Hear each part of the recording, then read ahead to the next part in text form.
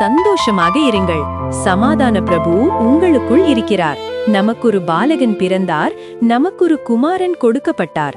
கர்த்தத்துவம் அவர் தோளின் மேல் இருக்கும். அவர் நாமம் அதிசயமானவர், ஆலோசனை கர்த்தா, வல்லமையுள்ள தேவன், நித்திய பிதா, சமாதான பிரபு என்னப்படும். ஏசாயா 9:6. மேலே சொன்ன வசனம் எவ்வளவு மேன்மையானது! இயேசு கிறிஸ்துவே எங்களின் சமாதான பிரபுவாக இருக்கிறார். அவரே சமாதானத்தின் வெற்றி வீரனாக திகழ்கிறார். நீங்கள் எங்கே சமாதானத்தை தேடினாலும், அதனை பெற்றுக்கொள்ள எவ்வளவுதான் முயற்சி செய்தாலும், கிறிஸ்து இயேசுவை தவிர வேறெங்கும் உங்களால் சமாதானத்தை கண்டடைய முடியாது. யோவான் 14:27 இயேசு கிறிஸ்து சொல்கிறார், சமாதானத்தை உங்களுக்கு வைத்து போகிறேன், என்னுடைய சமாதானத்தையே உங்களுக்கு கொடுக்கிறேன். உலகம் கொடுக்கிற பிரகாரம் நான் உங்களுக்கு கொடுக்கிறதில்லை. உங்கள் இருதயம் கலங்காமலும் பயப்படாமலும் இருப்பதாக. மேலே சொன்ன இயேசு கிறிஸ்துவின் வார்த்தை எங்கள் இருதயத்திற்கு எவ்வளவு ஆறுதலாக இருக்கிறது! அவர் மிகவும் தெளிவாக சொல்லியிருக்கிறார்.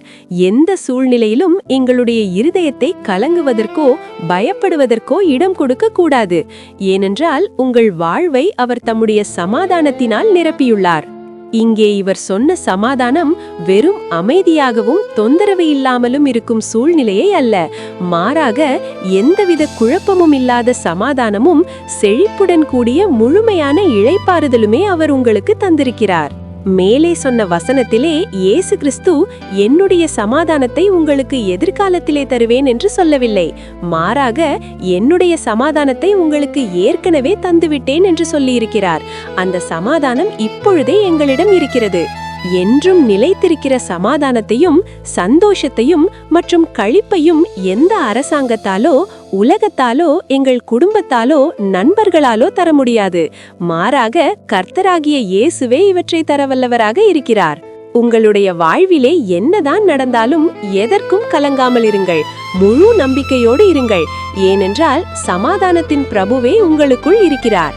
காற்றும் கடலும் கொந்தளித்த போது இயேசு கிறிஸ்து என்ன செய்தார் என்பதை நினைவூட்டுங்கள். அவர் காற்றையும் கடலையும் ஒரு சொல்லினாலே அமைதியாக்கினார். உங்கள் வாழ்க்கையிலே எந்த பெரிய பிரச்சனையும் அவரை மிஞ்சியதல்ல. உங்களை சுற்றிலும் உள்ள எந்த சூழ்நிலையும் உங்களை நெருக்கினாலும் உள்ளத்திலே ஒன்றை மாத்திரம் உறுதியாக பற்றிக் கொள்ளுங்கள். அது என்னவென்றால், இயேசு கிறிஸ்துவின் சமாதானத்தையே நீங்கள் உங்கள் இருதயத்தில் வைத்திருக்கிறீர்கள். என்ன சூழ்நிலையாக இருந்தாலும் அவருடைய வார்த்தைகளை தைரியத்தோடு பேசுங்கள். அப்பொழுது அங்கே மிகுந்த சமாதானம் உண்டாகும். தேவனுக்கே மகிமை. அறிக்கை. சமாதானத்தின் பிரபு என் இருதயத்தில் வாசம் பண்ணுகிறார். அவர் எனக்கு நித்திய சந்தோஷத்தையும் ஆறுதலையும் செழிப்பையும் எனக்கு தந்திருக்கிறார். என் வாழ்வில் எழும்பும் எந்த போராட்டத்தையும் என்னால் மேற்கொண்டு ஆளுகை செய்ய முடியும். ஏனென்றால் என்னுடைய இருதயம் அவருடைய வார்த்தையிலே தங்கியிருக்கிறது.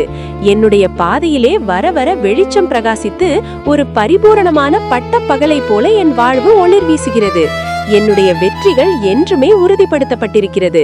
இயேசு கிறிஸ்துவின் நாமத்தினாலே ஆமேன். மேலதிக வாசிப்பு: பிலிப்பியர் 4:6 மற்றும் 7, 2 கொரிந்தியர் 4:16 மற்றும் 18, யோவான் 16:33.